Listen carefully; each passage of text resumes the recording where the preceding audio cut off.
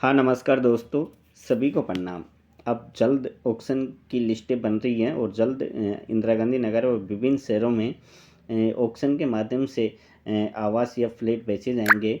जैसे इंदिरा गांधी नगर में भी कुछ फ्लैट बचे हुए हैं। जैसे विंध्याचल में मकान है एक 5 नंबर ए ब्लॉक में, जिसकी रिजर्व प्राइस लगभग 31 लाख और 45,300 रुपये रखी गई है। 66.44 मीटर का है, अर्थात 800-300 प्रवल्टप एरिया है। उसी प्रकार से रत्नागिरी में भी हैं और आपके सेक्टर 7 में बड़ा HIG मकान भी है। जैसे 7/37 नंबर यानी 324 मीटर, 12 बाई 27 मीटर की साइज़ है और 1,71,400 रुपये उसकी मिनिमम बोली रखने का अंदाज़ा है। उसी प्रकार से सेक्टर 6 में भी उच्च आय वर्ग के प्लिंथ स्तर के भूखंड है। जैसे 290, 93 यव सेक्टर 10 में 14 नंबर, 56 यव 64 नंबर, जिनकी अंदाज़ा कीमत रखी जाएगी 80,84,300 रुपये मिनिमम। यहाँ से आप अपनी उच्चतम बोली लगा के अपना मकान या फ्लैट आसानी से ले सकते हैं। इसके अलावा विभिन्न सेक्टरों में भी आवासीय योजना के तहत फ्लैट या मकान ऑक्शन के माध्यम से बेचे जाने का टाइम आ चुका है, आने वाला है शीघ्र।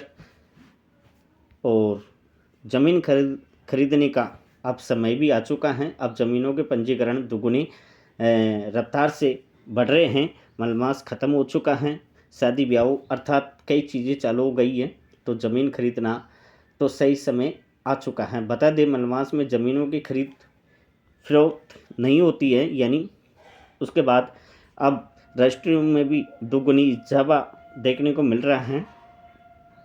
विधानसभा चुनाव ने कम किए थे पंजीकरण राशि उस समय, और अब इस तरह से बढ़ रहे हैं। प्रतिदिन 15 से 18 पंजीकरण हो रहे थे। चुनाव के बाद पंजीकरण की संख्या दुगनी हो गई, यानी 30 से 35 पंजीकरण किए जा रहे हैं। तथा इस तरह मलबास शुरू होने के बाद में आपके कई कार्य ऑनलाइन होने वाले हैं।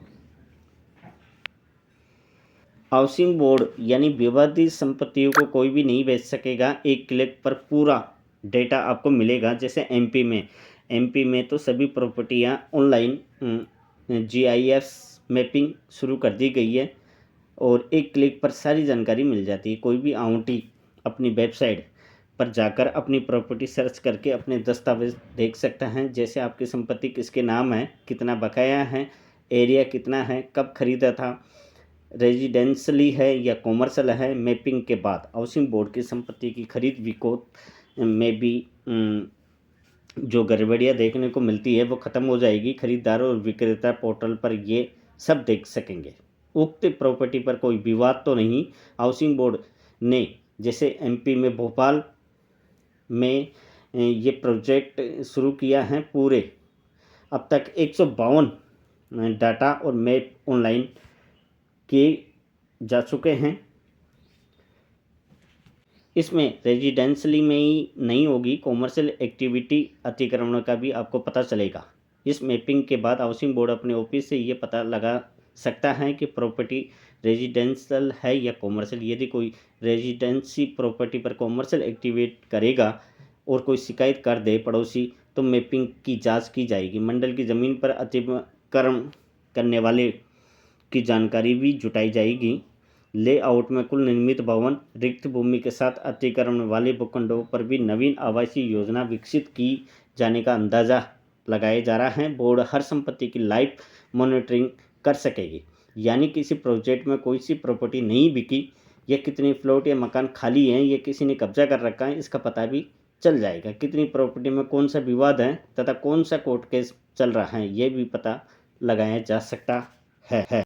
हाल ही में हमने वीडियो दिखाया था, खातीपुरा से दौड़ेगी मेल एक्सप्रेस ट्रेनें और इसका उद्घाटन हो चुका है, लेकिन बता नहीं सकते कि ट्रेनें अभी साल 1.5 साल बाद ही चल पाएगी क्योंकि यहाँ पर एयर कोच कॉम्प्लेक्स बनाया जाएगा 207 करोड़, जिसके लिए 8 अलग से लाइनें डाली जाएगी।